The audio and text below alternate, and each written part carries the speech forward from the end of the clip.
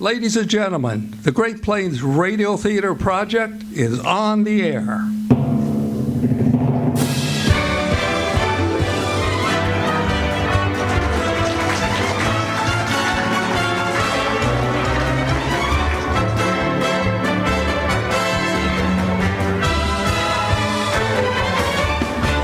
From the Betty Strong Encounter Center along the banks of the Missouri River in Sioux City, Iowa, the Great Plains Radio Theater Project presents an afternoon of live radio drama from the golden age of radio. From the banks of the Missouri to the mighty Mississippi, we will transport you to a time in American history when slavery was in full effect in the South and the adventures of a boy and his enslaved friend, Jim. You will hear the radio adaptation of the classic novel Huckleberry Finn, originally directed by Orson Welles on the CBS television station. That was aired first on March 17th of 1940. The Adventures of Huckleberry Finn was written by one of America's most acclaimed authors, Samuel Clemens, best known by his nom de plume as Mark Twain.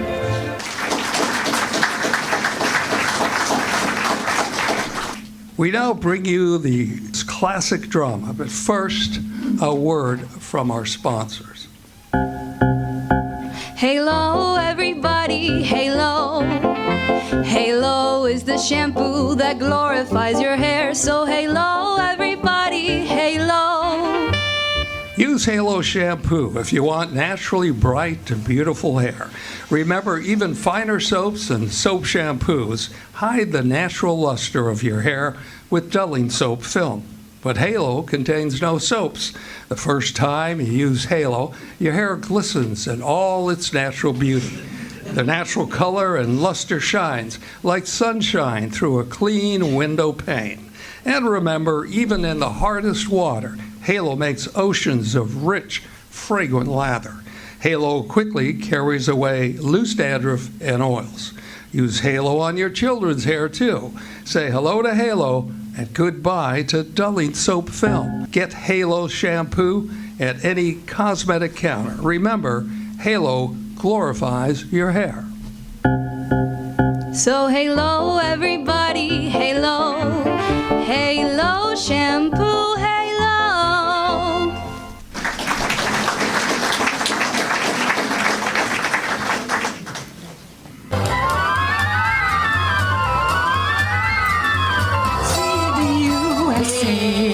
Chevrolet, America is asking you to call. Drive your Chevrolet through the USA. America's the greatest land of all. On a highway or a road along a levee, performance is sweeter, nothing can beat her. Life is completer in a Chevy. So make a date today to see the USA and see it in your Chevrolet. This year's new line of Chevys are now on sale at your nearby Knepfler Chevrolet dealer. Our sales staff are ready to give you a great trade-in price on your current car and make you a deal you can't refuse with a brand new Chevrolet. So drive down to Knepfler Chevrolet in Sioux City and order a new Chevy in the color of your choosing and with all the added options you want. And then see the USA in your new Chevrolet.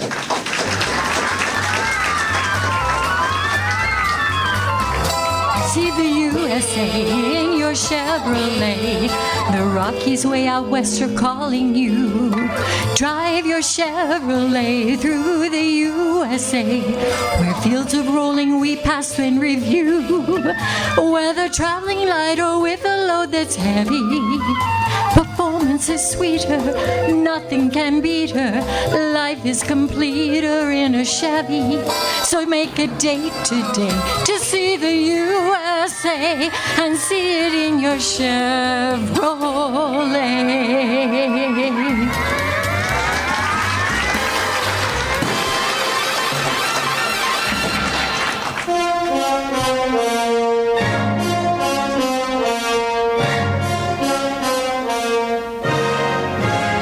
makers of Campbell Soup present the Campbell Playhouse, originally directed by Orson Welles.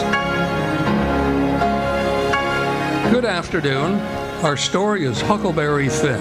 Our cast of actors await their cues to play as many of the Mark Twain characters as we can cram into a single broadcast, and they will strive to please you, everyone. But right now, they would like to read to you in a loud, clear voice words printed on the title page of today's story. I quote, "Persons attempting to find a motive in this narrative will be prosecuted. Persons attempting to find a moral in it will be banished. Persons attempting to find a plot will be shot by order of the author."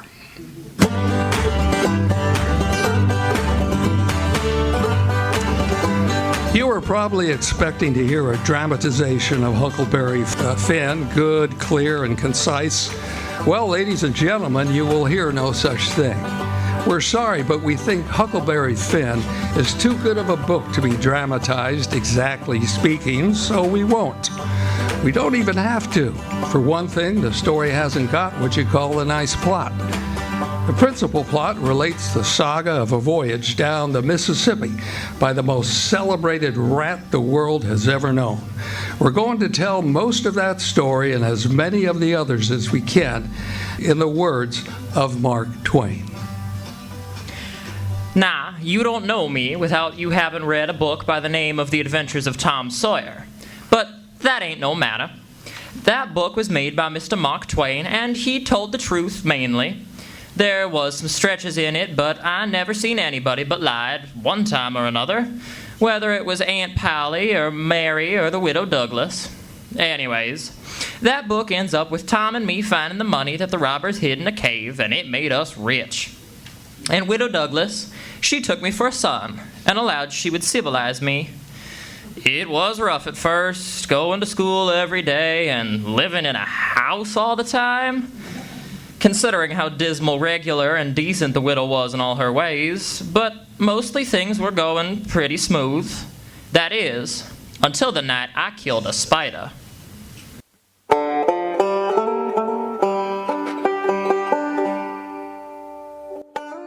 Huck was sitting in his room, tired and lonesome, trying to think of something cheerful, but it was no use. He felt so lonesome he wished he was dead. The stars were shining, the leaves rustled in the woods. There was an owl way off, hoo-hooing as if somebody was dead. And there was a dog crying about somebody that was gonna die, and the wind was trying to whisper something to him. And way out in the woods, he heard that kind of a sound that was ghostly. The candle was almost burned away.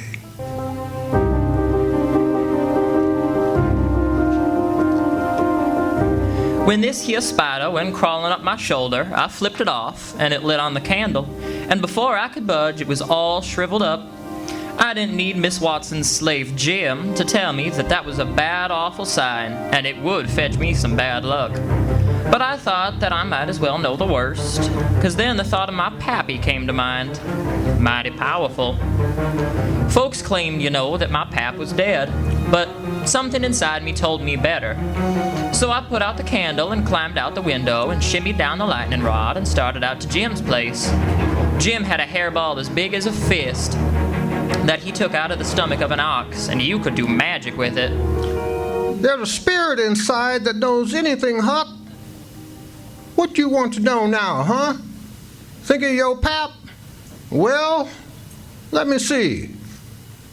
Let me see what the spirit done say. He say your old father don't know what he gonna do. Sometime he expect you go away, and again he expect you stay. That's the way he is. And the old man take it his own way. But you's all right. You're going to have some simple trouble in your life and considerable joy. Sometimes you're going to get hurt. Sometimes you're going to get sick. But every time you're going to get well again. He wants you to keep away from the water as much as you can. and don't run no risk. It's down in the river that you're going to get hung. Thank you, Jim. It isn't everybody that can rest easy and know for sure that he's gonna be hung. I was kinda low-spirited the next morning.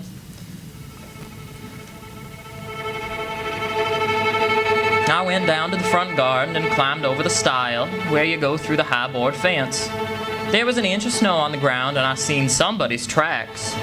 I didn't notice anything at first, but next I did. There was a cross in the left boot heel held on with big nails to keep off the devil. Then I knew. And that night when I lit my candle and went up to my room, there sat Pap, his own self. Surprised, ain't you? Huh? Starched clothes, eh? You think you're a big deal, don't you? No, I don't, Pap. Don't give me none of your lip. You put on considerable amount of frills since I've been away. I'll take you down a peg before I get done with you. You're educated, too, they say. Can read and write. Think you're better than your old man now, don't you?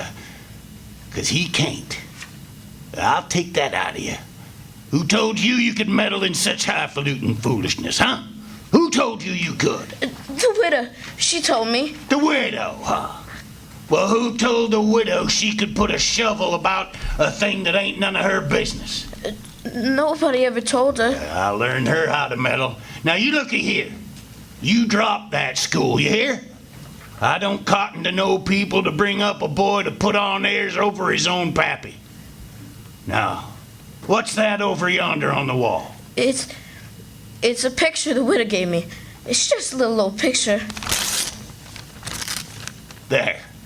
That'll do with that. And I'll give you something better than that. I'll give you cowhide. Ain't you a sweet-scented dandy? A bed and bedclothes, looking glass, piece of carpet on the floor. Your pappy's got to sleep with the hogs in the tan yard. I've never seen such a son. I'll take some of those frills out of you before I'm done with you, while there ain't no end to your ears. They say you're rich, huh? Is that so? I ain't got no money. Now, that's a lie. Judge Thatcher's got it. You got it. I want it. I got only $1, and I want that for... It don't make no difference what you want it for. You just shell out. Well, you can have the $1. Oh, I can have the $1. I'll bet your bottom dollar you have more than that. I'm taking you with me, and if your widow Douglas wants you so bad, they can come get you. There's a law that says a child belongs to his parents. If they want to, they can go pay a good penny for you. You understand that? Now, you come along with your pap. I'm not going. Yes, you are. Oh, no, Pap, I can't leave.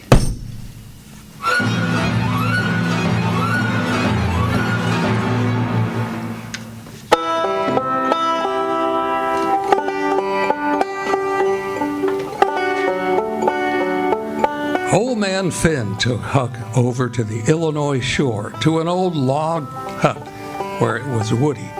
There was no house, just this hut. A place where the timber was so thick you couldn't find it if you didn't know where it was. He'd lock Huck in and go off with a gun that he'd stolen someplace. He'd get game and fish and trade them for whiskey that he'd fetch at home. He'd get drunk and he'd beat Huck. And then reach for the jug again, saying he guessed he'd had enough in that jug for 2 drunks and delirium tremors. It was all just as Mr. Twain says, but I finally fooled Pap and I got away. I was scared of being followed. I didn't want nobody knowing where I was, Pap, or the widow Douglas, or Judge Fletcher, or nobody. So I just bided my time. I had an old saw hid up, and when Pap was gone, which was considerable, I'd hack away at the boards of the cabin until I made a hole big enough to get through. And one day Pap went away to town to get drunk. I found an old canoe and hid it up the creek a ways. But it was a wild hog I caught in the marsh that gave me my real idea. It was pretty good, if I do say it myself. Only, I did wish for Tom Sawyer to be there. I knowed he'd taken an interest in the business and would have added some fancy touches. I shot the pig and fetched it in and laid it on the floor of the cabin and hacked it into its throat with an axe to bleed. Then I dragged him clear down the riverbank, leaving a trail all along the way. I pulled out some of my hair and blooded the axe good and stuck it in on the backside. After hacking up the cabin considerable, I slung the axe in the corner. And when I was done, I could have sworn there had been a murder committed, and I was dead. And then, sticking the pig in the sack, I jumped into the canoe and took off down the stream.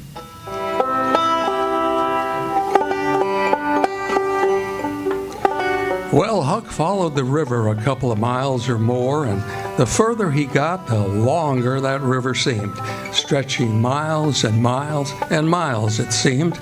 The moon was so bright he could count the drift logs that went slipping along, black and still, hundreds of yards out from shore. Everything was dead quiet. You know how it is. The sky looks ever so deep when you lay down on your back in the moonshine, and how far a body can hear on the water such nights. I had to laugh all to myself, thinking about how all them boats was cruising about looking for my drowned body, and me lying within shouting distance. It was about 3 days later that I saw a fire through the trees and a man laying on the ground. It was Miss Watson's Jim.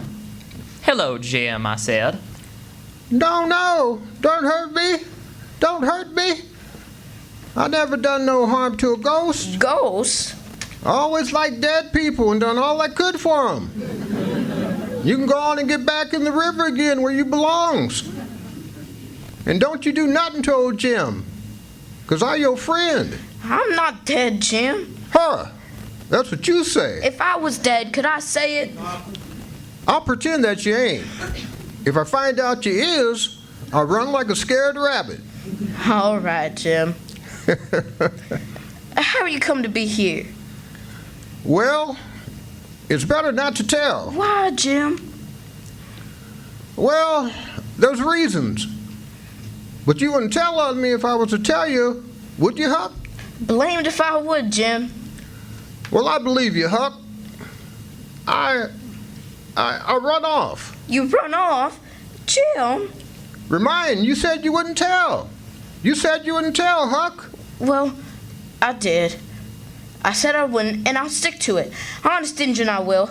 I ain't going back there anyways. Thank you, Huck.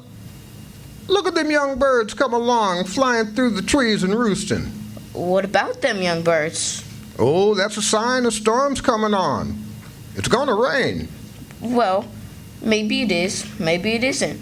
But I'll catch some of them. Oh, you can't. You can't. You mustn't. That'll be death. Heck, a lot of things are bad luck, aren't they, Jim? Well, you can't go against the sign. Looks to me as though all the signs was about bad luck.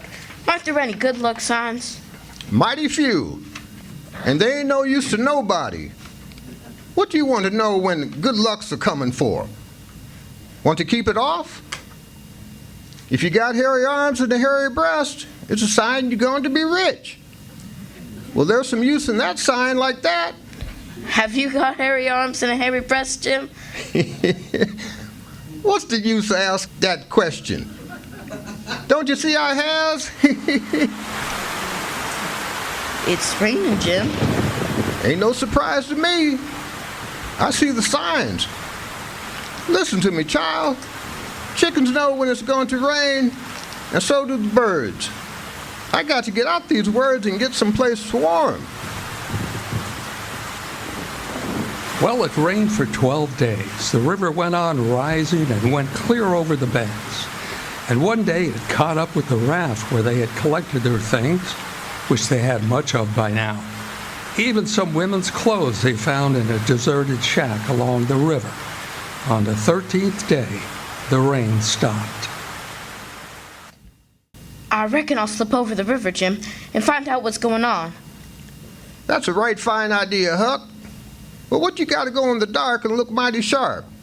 How about them women's clothes? How about them, Jim? Do I look like a girl? You looks like they was made for y'all. With that sunbonnet on your head tied tight, seeing your face would be looking like down in a joint of a stovepipe. You want to be sure you don't hitch up your dress. What you mean? Don't go reaching in your britches pocket.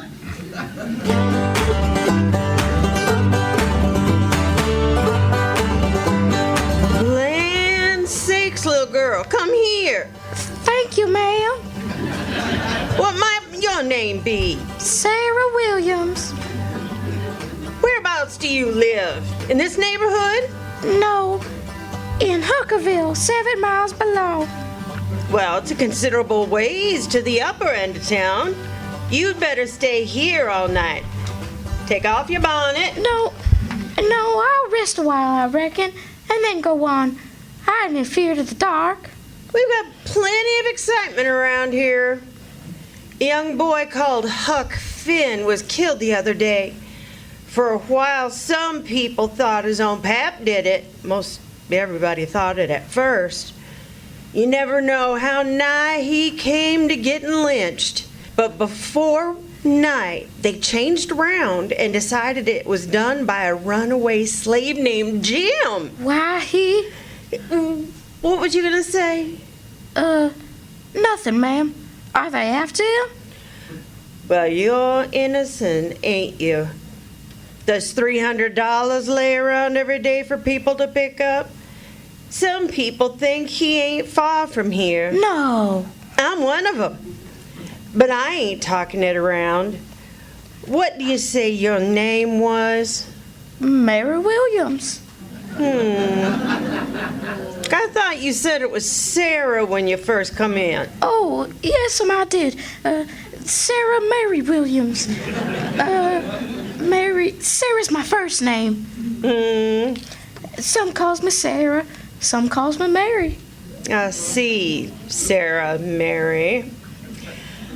I wonder if you would do a favor for me. Anything you say, ma'am. Hold this ball of yarn for me. Here, catch. Oh, shucks, I didn't mean to drop it, ma'am. Just as I thought. Now, what is your real name? Is it Bill or Tom or Bob or what? Oh, please don't poke fun at a little girl like me, ma'am. If I'm in the way here... Now, you can tell me your secret and trust me, I'll keep it. And what's more, I'll even help you. What's your real name now? George Peters, ma'am. Well, try to remember it, George. You do a girl tolerable poor. Bless you, child, when a girl tries to catch anything in her lap, she throws her knees apart. She doesn't clap them together like the way you did when you tried to catch that ball of yarn. Now, trot along, Sarah Mary Williams, George Peters. And if you get into trouble, you send word to Mrs. Judith Loftus, which is me, and I'll do what I can to get you out of it. Thank you, ma'am. You've been awful kind to a poor little girl. What's that? I mean, to a poor little boy. And you're never gonna forget it. Thank you, ma'am.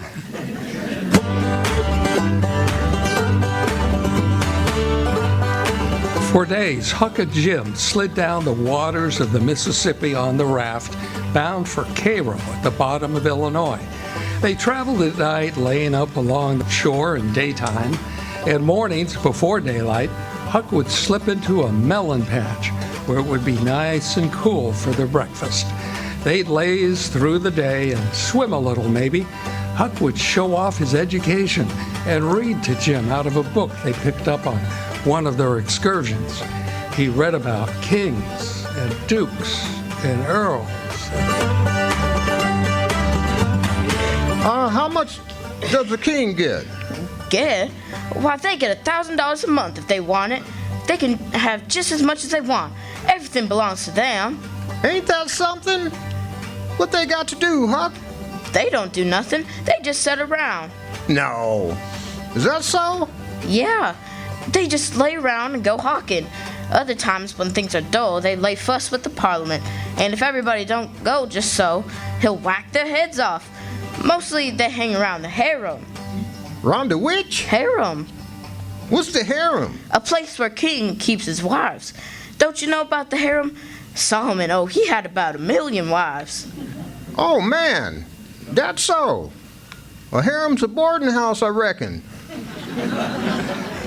Must have been rackety times in the nursery. There was other kings, Jim. There's Louis XVI that got his head cut off back in France long ago. And there was a little boy, the Dauphin, who would have been king, but they put him in jail.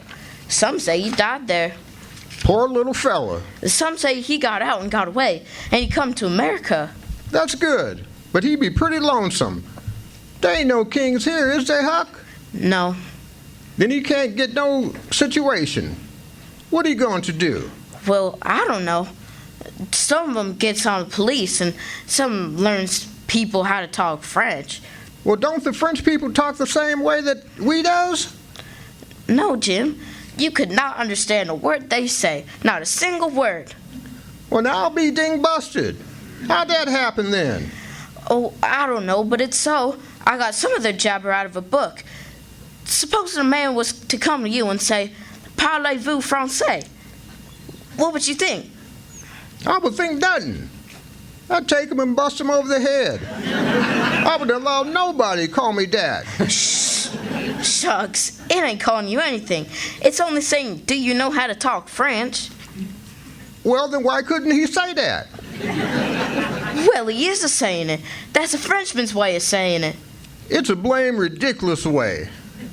I don't want to hear no more about it. Ain't no sense in it. Looky here, Jim. Does a cat talk like we do? No, a cat don't. Well, then, does a cow? No, a cow don't either. Well, does a cat talk like a cow? Or a cow talk like a cat? No, they don't. Well, it's natural and right for them to talk different from each other, then ain't it? Of course. And then ain't it natural for a cat and a cow to talk different from us? Well, surely it is. Well, then why isn't it natural and right for a Frenchman to talk different from us? You answer me that. Well, let me see. Is a cat a man, Huck? No. Well, there ain't no sense in a cat talking like a man. Is a cow a man? Or is a cow a cat? No, she ain't neither of them. Well, then they ain't got no business talking like either one of them, or the other of them. Is a French man a man? Yes. Well, then dang blame it, why don't he talk like a man? You answer me that.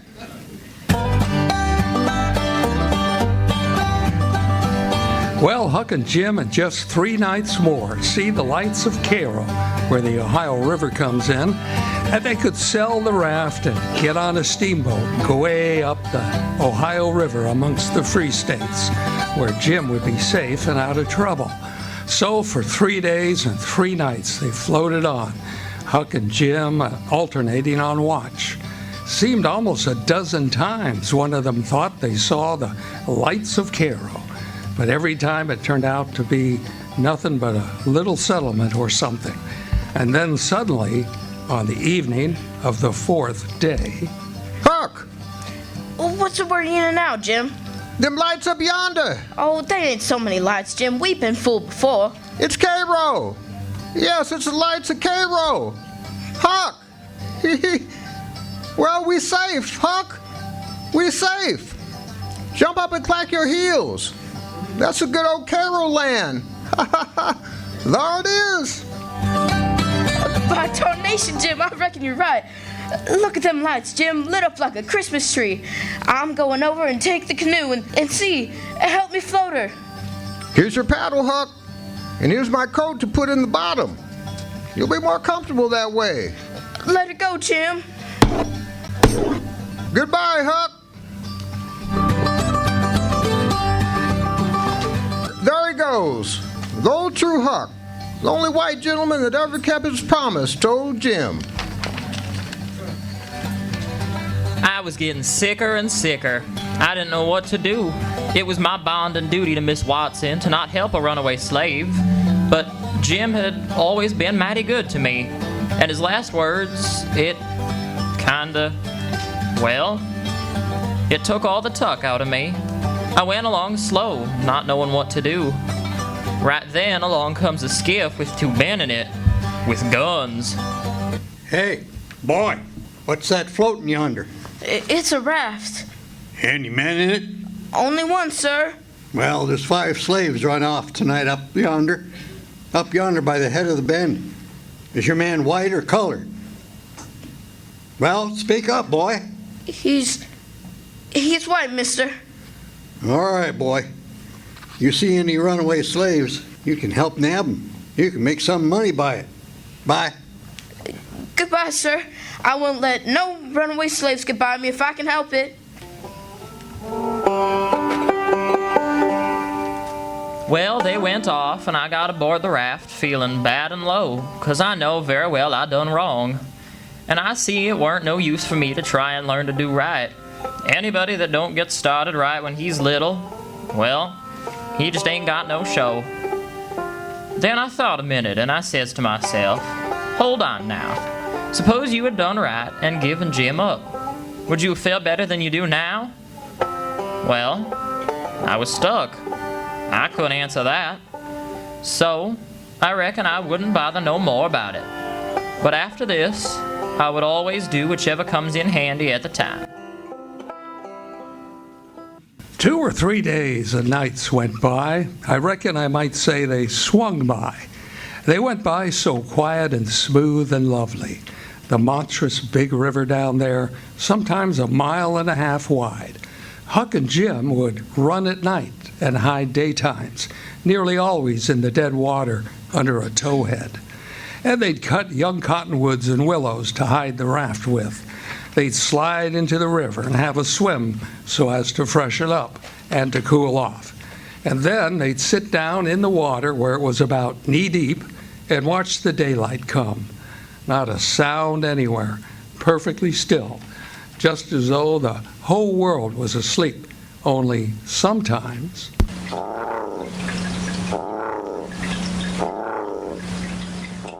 The bullfrogs were croaking, and maybe now and then a crow flies by.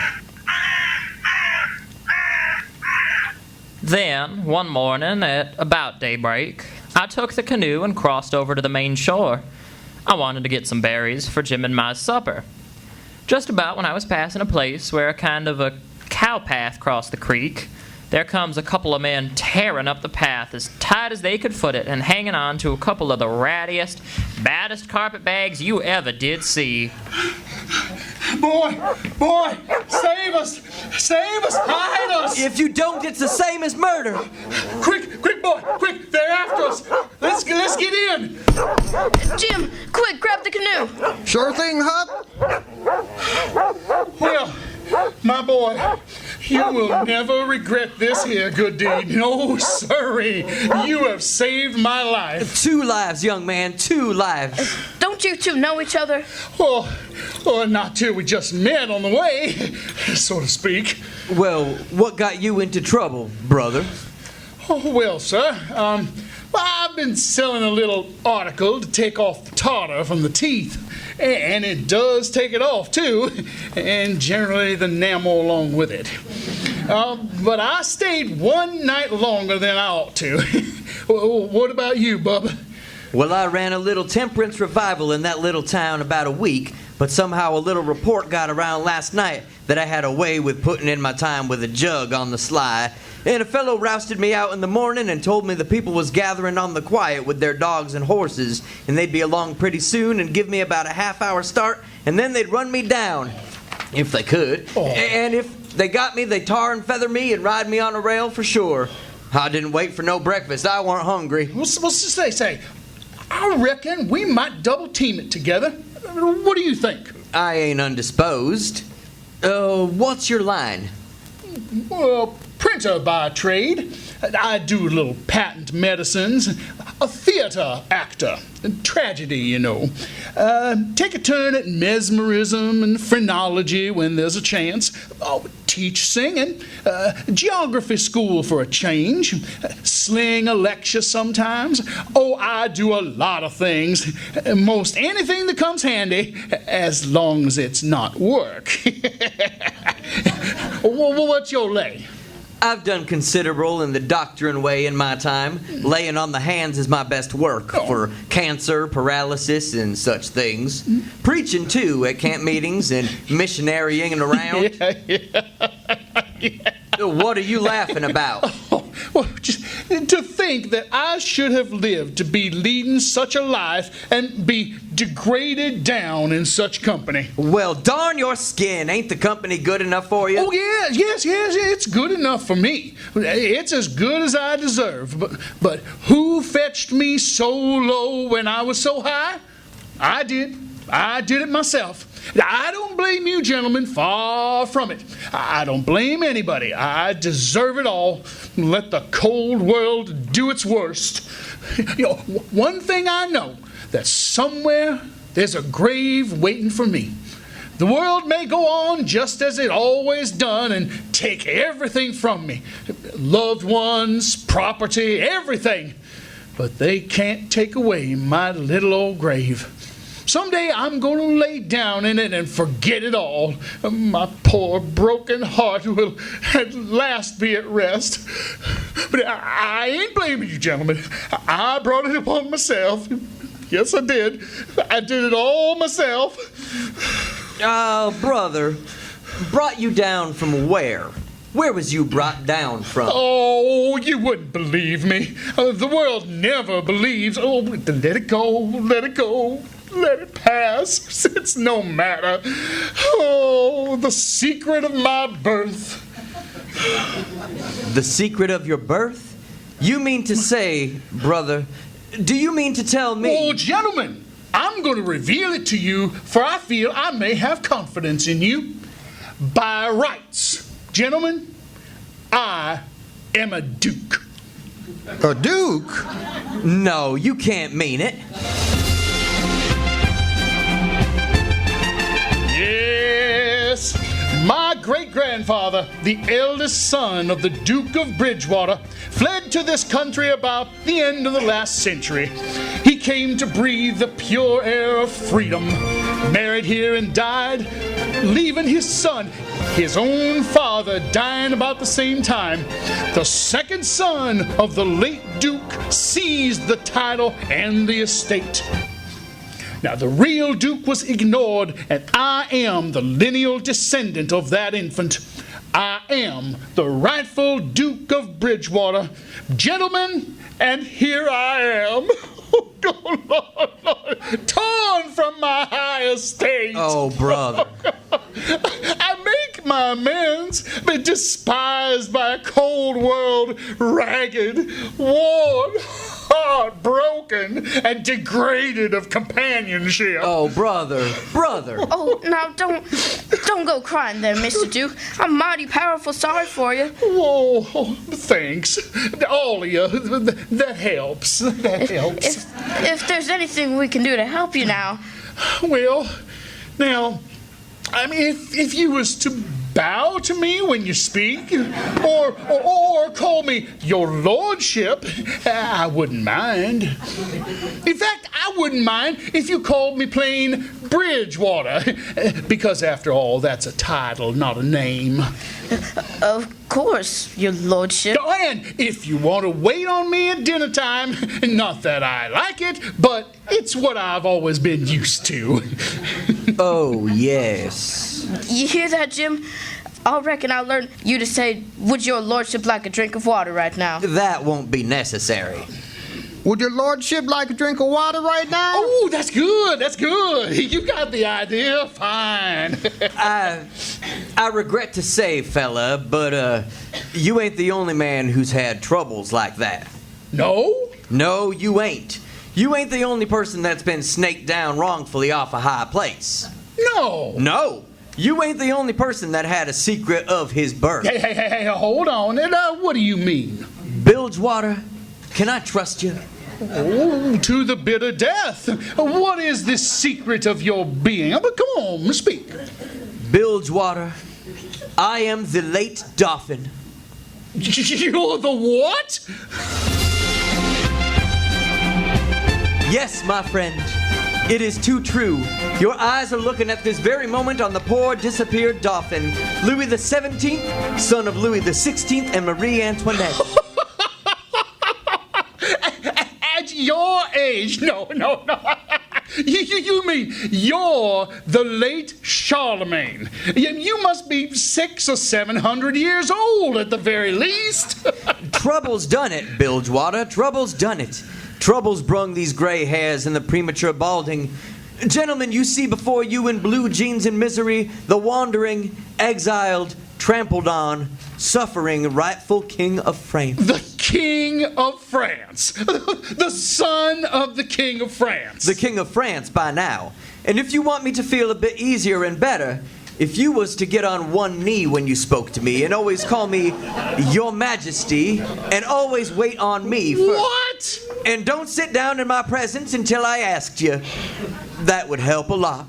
Yes, sir, Your Majesty. Oh, okay. Why? Well, why should you be served first? I mean, what's this about sitting down in your presence? Now, Bilgewater. Bilgewater, we ought not to fight. My father was very friendly with your great-grandfather and all the other dukes of Bilgewater. I know. And they was good to your father by my father, and were allowed to come to the palace considerable, Bilgewater. Now, don't call me Bilgewater. It's Bridgewater. Bilgewater, you and I should be friends. Well, all right. Very well, Your Majesty. Your Grace. You know, like it or not, we're going to be together a blamed long time in this boy's raft. So, what's the use of our being sour, huh? Let's not make things uncomfortable. If my four once born a king, and take it your four weren't born to duke, so what's the use to worry? Makes the best of things the way you find it, says I. That's my motto. Mine too, brother. Now, this ain't no bad thing to be stuck here, you know. Plenty of grub here, an easy life. Now, come on, give us your hand, King. Come on, let's be friends. Friends now and forever. Now and forever. King? Yes, what is it, Bilgewater? I got some plans hatching in my head. I knows there's a revival meeting just a-brewing down the river a piece. I got a hankering to tread the boards again. I can teach the king here, my friend, some of the fine rudiments of acting. Bilgewater, I've been looking at your handbills about your being Garrick the Younger at Drury Lane in London, and maybe there's much to be made about this play acting business at the revival meeting. Anyway, it's just an impression of mine. Well, fallen graduate, the first good town we come to, we'll just hire us a hall and do the sword fight from Richard III. And in the balcony scene, we'll do, Romeo and Juliet. And of course, I always have to do my speciality, the soliloquy from Hamlet. Well, that's all right by me, Duke, but right now I've got a hankering for bed. And it's mighty wet tonight, and I'm played out with this exercise that I'm having. What do you say we turn in? Well, if our blessed young hosts show us the beds in question, I'll be willing to join you in nocturnal repose, Your Majesty. Bilgewater. Yeah. Well, there's only 2 beds. Yes, my son. Jim's and mine. Mine's a bit better being a straw tick. Jim's is a shuck tick. Well, There's always corn cobs in a shuck tick. Well, now, son, I'll just take your bed. Your Grace, Bilgewater, I reckon the difference in rank would have suggested to you that the corn shuck tick wouldn't be fitting for me. Your Grace will take the shuck tick bed. I will not. Oh, yes, you will. No, I won't. Bilgewater. All right, Your Grace. Well, it seems to be my fate always to be grounded into the mire, under the heel of oppression. Misfortune has broken my once haughty spirit. I yield, I submit. 'Tis my fate. I'm all alone in the world. Let me enjoy my suffering. Leave me alone to suffer. Just go away, go away, go away.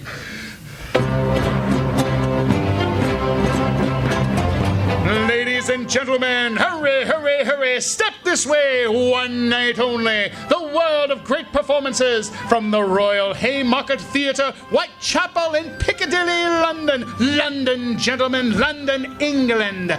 Listen to Hamlet's immortal soliloquy by the illustrious Garrick, done by him in 300 consecutive nights in Whitechapel, and here for one night only. Hurry, hurry, hurry! Ladies and gentlemen, admission 25 cents. Children, 10 cents. 10 cents! A thin dime and a fourth of a dollar. Hurry, hurry, hurry!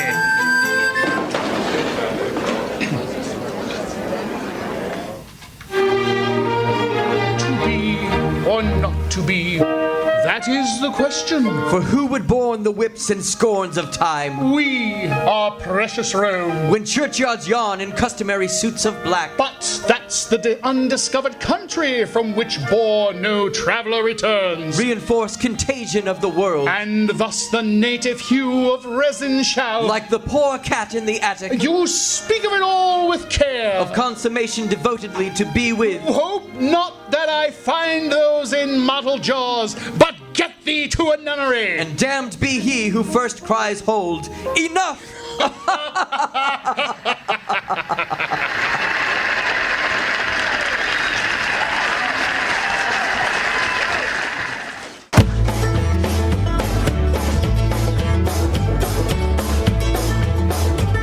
Now, it ain't often you get a chance to hear the greatest poetry ever written recited as smart as all that.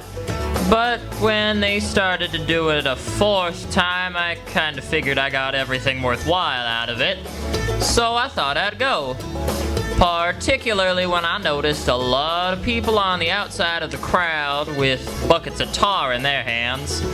It wasn't going to be happy around there in a little while. That wasn't hard to see.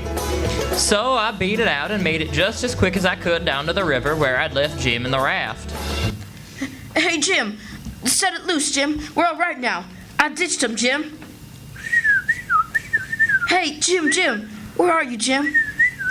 Hey, boy. Hey, you. Do you know anything about a slave that was dressed in brown pants, a blue shirt, and... Sure. Whereabouts? Down at Silas Phelps' place. They catched him. Catched him? Said it was a runaway slave from New Orleans. Where is the Phelps place? About 2 miles below here. Hey, was you looking for him? I didn't wait to answer him. I was too full of trouble. Full as I could be losing Jim that away. And I knew there weren't but one thing to do. Just light out to the Phelps place and trust my luck. And I must say, my luck held out. Land's sakes! Who's this? Good morning, ma'am. Is this the Phelps place? Is it? Well, land's sakes alive! It's you! You at last, ain't it? Oh, Well, ma'am, I would have known ya. You don't look much like your mother, as I reckon you would. Did you get your breakfast on the boat, Tom? Yes, I got it on the boat. Well, we've been expecting you for days, Tom. What kept you? Boat run aground? Yes, Mom. Well, where's your brother Sid? Sid, Mom? Yes. Didn't he come with you? No, Sid didn't come. Well, he was supposed to. Hey, Sally, the boat ain't done come in yet. Well, there's your Uncle Silas now. What do you mean the boat didn't come in? Well, if it did, it just come. But who's that? Tom said so. I mean, Tom, yes, sir, Tom Sawyer. And who's that? Who is who? Coming up the road there. Excuse me, ma'am. I didn't mean what I said. I'm Sid. What? Well then, who's that? Well, who do you think it is? I ain't got no idea. Who is it? It's Tom Sawyer. By this time, I was so confused I almost fell plumb through the floor. But if the old man and the old woman were joyful, they were nothing compared to what I was. Well, it was just like being born again. I was so glad to find out who I was. I only had one worry right now. I had to get to the town before he got to the farm. Hold on there. Stop a minute. Whoa, boy. Whoa now. Hey, Tom. Oh, what do you want to come back and haunt me for? I ain't come back, Tom. I ain't been gone. Honest, Injun? You ain't a ghost? No. I weren't never murdered at all. I played it on him just to get away from Pat. You come here and film me if you don't believe me. I reckon you're real, all right. Now, Tom, there's something going on here, and nobody don't know about it but me. And that is, there's a slave here that I'm trying to steal out of slavery, and his name is Jim. Old Miss Watson's Jim. What? Miss Watson's Jim? Now, I know what you'll say. You'll say it's dirty, low-down business. Well, what if it is? I'm going down, and I'm going to steal him, and I want you to keep him up and not let on, will you? Well, I'll help you steal him, Huck.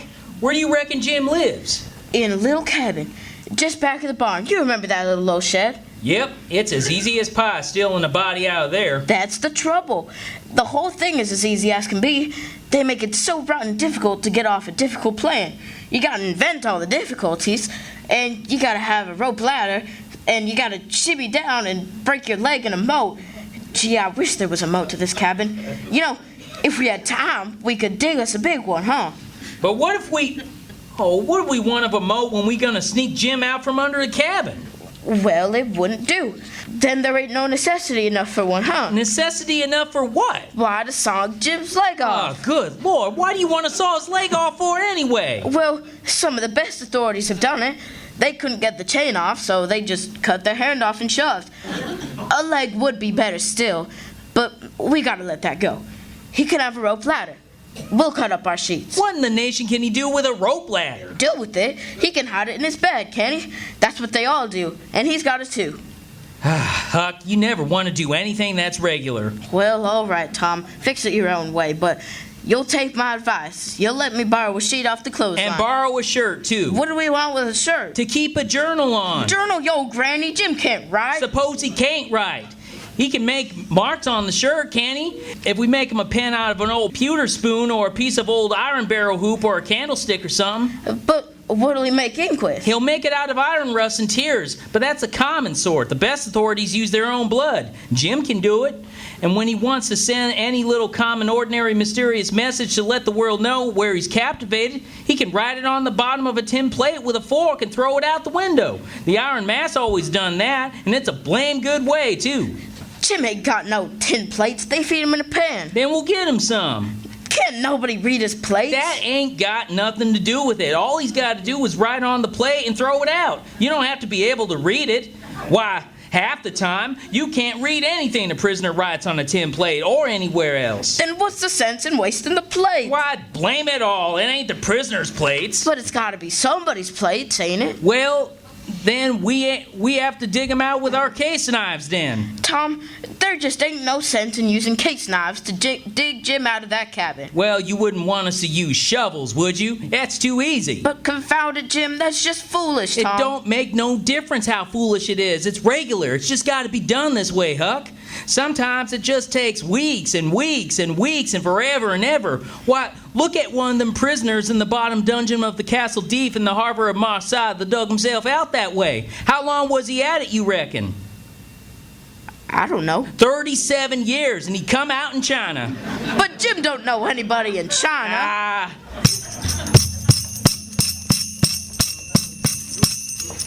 Silas! Silas! Look! This letter! There is a desperate gang of cutthroats from over in the Indian Territory going to steal your runaway slave tonight. I am one of the gang, but have gotten religion and wish to quit the gang and lead an honest life again. Well, then everything's all right. They will sneak in at midnight and go in the slave's cabin to get him. I am to be at a distance and blow a tin horn if I see any danger. But instead of that, I will baa like a sheep soon as they get in and not blow the horn. Then, while getting his chains loose, you slip in there and lock them in and kill them at your leisure. I do not wish any reward, but to know I have done the right thing. An unknown friend. Oh, Silas, you got to do something. doing? What, Sally? Well, you got to help Silas. Round up the village with guns. Bring them here all at once. You hurry.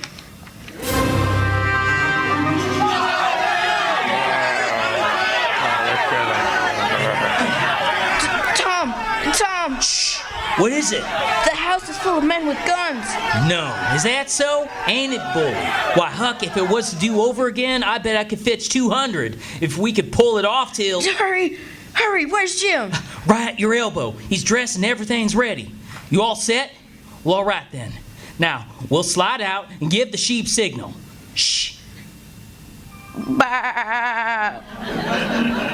Bah! Bah! That's the signal, men. Let's get them. Now run for it. Careful, Tom. There's the fence.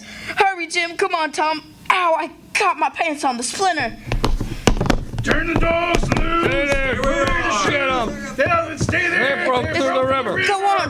Go on, Tom. Don't mind me. Ow! Huck!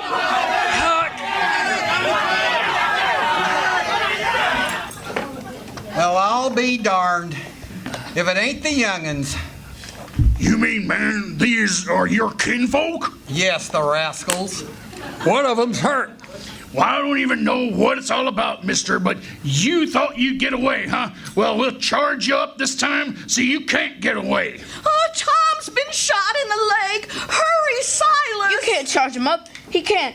I had Sally. He's as free as me, and he walks the earth. Oh, he's out of his head. I mean every word I say, Aunt Sally. I've known him all his life. You don't know what you're talking about. That's true, Aunt Sally. We ain't dead. We might as well tell the truth, Huck. I'm Tom Sawyer. This here's Huckleberry Finn. Huck Finn? Well, I never. I heard that Huck was dead. I didn't tell you, but old Miss Watson passed away 2 months ago, and she set Jim free. What in the world would you want to set him free if he was already free? Well, that is a question I'm not saying. Just like a woman. Why, Huck and me wanted the adventure of it and would have walked knee-deep in blood for it. Well, I never heard of any such nonsense in all my years before. Land sakes alive! There now. What'd I tell you? What'd I tell you back at Jackson Island? I told you I got a hairy breast. That's got the sign on it. And it's come true. Don't tell me any different. Signs are signs. And another thing, Huck, your pappy ain't coming back no more, Huck. What's that, Tom? They found his body floating in the river, so the money is now all yours, Huck. All yours and safe as everything.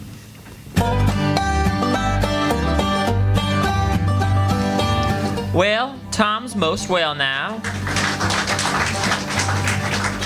He's got his bullet around his neck on a watch guard for a watch, and he's always seeing what time it is.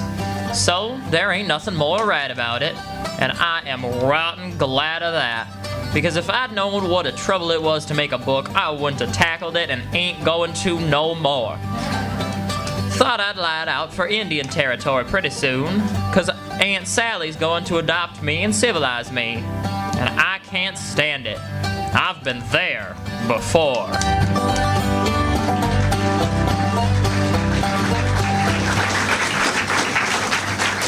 You've been listening to the Campbell Playhouse presentation of Mark Twain's classic story, Huckleberry Finn, adapted and originally directed by Orson Welles and performed by the Great Plains Radio Theater Project. Thank you for listening.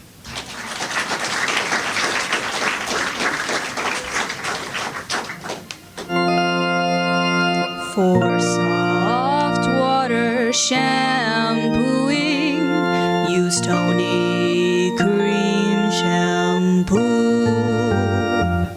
Even in the hardest water, Tony Cream Shampoo. Yes, even in the hardest water, Tony Cream Shampoo gives soft water shampooing that rinses away dandruff instantly, leaves hair so soft, so smooth, so shiny and clean. Today, bring out all the sparkling beauty of your hair with soft water shampooing. Get the handy tube or jar of Tony Cream shampoo. It's new. For soft water shampooing, use Tony Cream shampoo. Even in the hardest water, Tony Cream shampoo.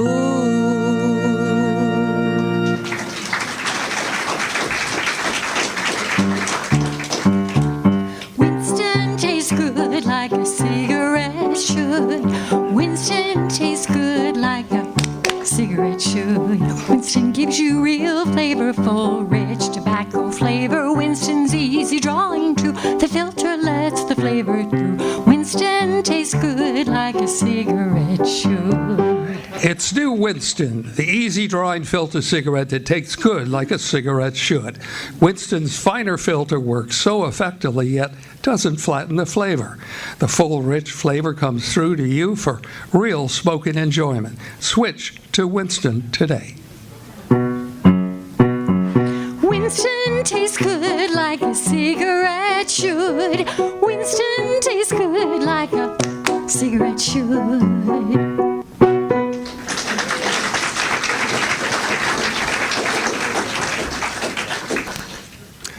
Ladies and gentlemen, the Columbia Broadcasting Systems and its affiliates make this special announcement. Today, the nations of the free world are faced with a tyrant that threatens our democracy. This dictator has attacked the free press, bullied college professors speaking the truth, sent the military to control the cities, banned books in schools, terrorized our allies, and rounded up and arrested citizens because they don't look like him or his party.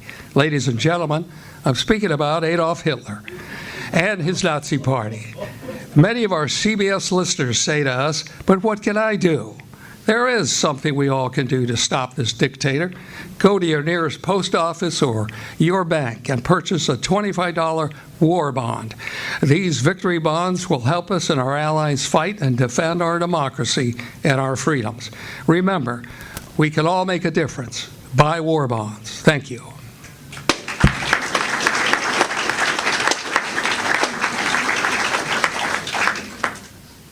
The following song was composed by Jerome Kern and written by Oscar Hammerstein in 1932. It was popularized years later by pop singer Linda Scott, who made it number 12 on the pop charts in 1961. Ladies and gentlemen, please welcome Isabella Swain with her presentation of Every Little Star.